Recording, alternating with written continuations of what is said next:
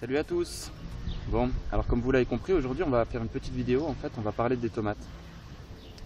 Parce qu'il y a pas mal d'inepties aujourd'hui au sujet des tomates, mais au sujet de plein de choses au niveau des plantes.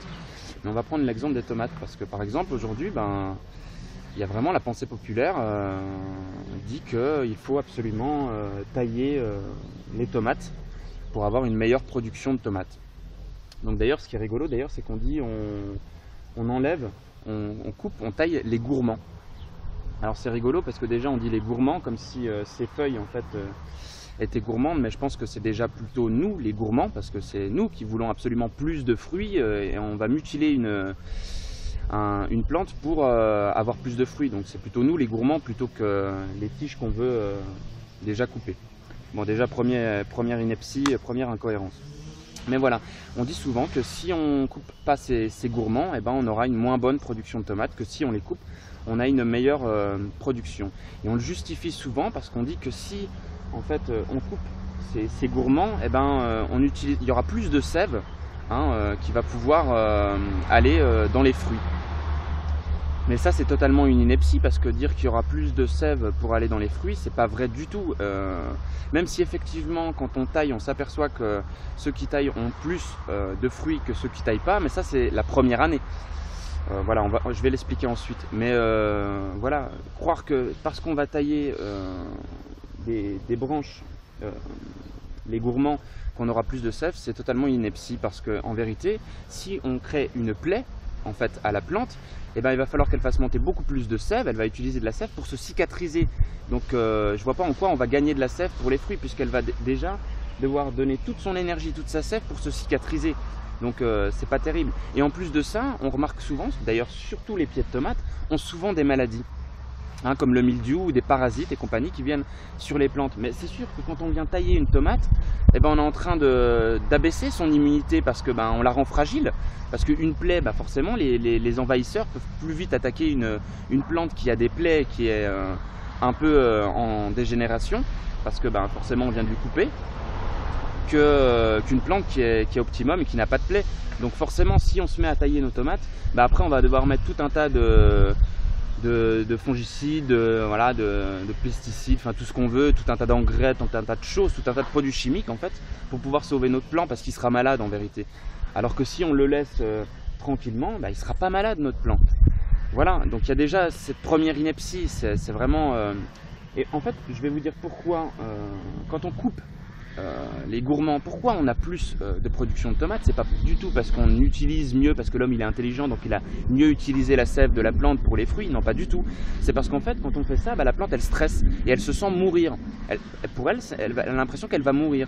Donc qu'est-ce qu'elle fait? Elle met toute son énergie, toute son immunité à avoir une meilleure production de fruits, parce qu'en fait les fruits ils sont pas faits pour l'homme à la base, mais si la plante elle fait des fruits, c'est juste pour pouvoir se multiplier.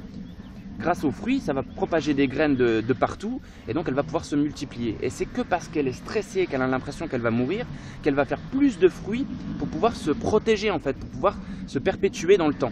C'est uniquement pour ça. Donc en fait, on est en train d'avoir plus de fruits parce qu'on fait stresser une plante. C'est pas tellement louable en vérité. Donc voilà. Donc là-dessus, et après, sur le sujet des maladies qu'on a souvent sur les tomates, par exemple le mildiou, déjà, on remarque que souvent, nous, on fait de la monoculture. Dans la nature, il n'y a pas de monoculture. Tout est diversifié. Il y a tout un tas de plantes mélangées les unes avec les autres. Nous, vu qu'on plante nos tomates souvent les unes à côté des autres, déjà, forcément, le mildiou, s'il vient attaquer notre tomate, ça va être facile après pour le mildiou d'aller sur la tomate d'à côté, et de comme ça contaminer tous nos plants. Alors que si notre tomate, on ne fait pas de monoculture et qu'on la plante avec tout un tas d'espèces comme du thym, de la lavande, de l'ail, de l'oignon, du persil, des fleurs, voilà, si entre on met tout un tas d'autres plantes, ça va forcément mieux marcher. Et notamment que la famille, j'ai plus le nom en tête, mais tout ce qui est de la famille de l'ail, de l'oignon et compagnie, c'est carrément en fait fongicide. Ça veut dire que ça lutte contre les champignons. Donc ça veut dire que là, déjà que notre plant de tomate, il sera mélangé à plein d'autres plants, donc même si le mildiou, déjà il va galérer à le trouver, parce qu'en plus de ça il y a des plants à côté qui repoussent la maladie, Et encore, même si le mildiou arrive à atteindre la tomate, je veux dire, tout ce qui est à côté, c'est plus des tomates. Donc il n'en a rien à faire d'aller sur l'oignon, d'aller sur le thym, d'aller sur le romarin. Eh ben, il s'en fiche complètement. Donc il ne pourra pas accéder aux autres tomates qui sont beaucoup plus loin. Donc voilà. Donc rien que par l'intelligence et de l'observation dans la nature, on peut très vite avoir des améliorations. Et pour ce qui est pour en revenir sur le fait de tailler les plants, eh ben, c'est vrai que si on ne taille pas les plants, la première année, eh ben, on va avoir pas beaucoup de production, c'est vrai. Mais si chaque année on prend les fruits et les premiers fruits, hein, parce qu'en fait les premiers fruits, nous on est tellement gourmands d'ailleurs, dès qu'il y a le premier fruit on le cueille pour le manger, eh ben, il faudrait être plus intelligent et savoir patienter un petit peu plus que ça, et prendre justement ce premier fruit pour garder les graines. Parce que dans les premiers fruits, le pouvoir enzymatique est plus intense. Je veux dire, les premiers fruits sont souvent beaucoup plus performants. Donc le but, eh ben, c'est de chaque année de prendre ces fruits, de récolter ces semences et de replanter avec ces semences à chaque fois. Donc ce qui fait que d'année en année, on va largement adapter notre plant de tomates. Et au bout de 2-3 ans, on s'aperçoit que ces plants sont totalement adaptés et qui produisent bien plus de tomates que ceux qui ont coupé les gourmands. Donc voilà, il y a une bien meilleure production quand on fait ce genre de truc.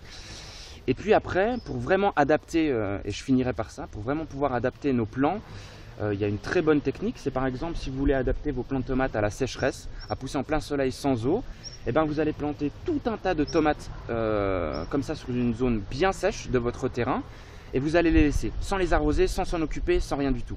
Donc il va y avoir la plupart des plants qui vont s'assécher, qui vont mourir et compagnie, mais il va en avoir quelques-uns, si vous en plantez par exemple une cinquantaine, ben vous en allez en avoir quelques-uns qui eux vont réussir.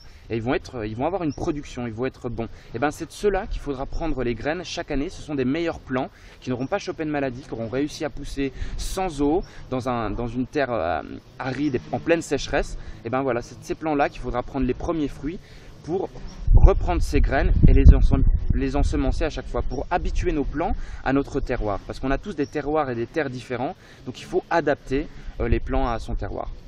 Voilà, bon bah j'espère que cette vidéo aura été assez exhaustive et pas trop longue, je l'espère. Et voilà, je vous envoie comme d'hab tout mon amour et je vous dis à très bientôt pour de prochaines vidéos. Yahoo!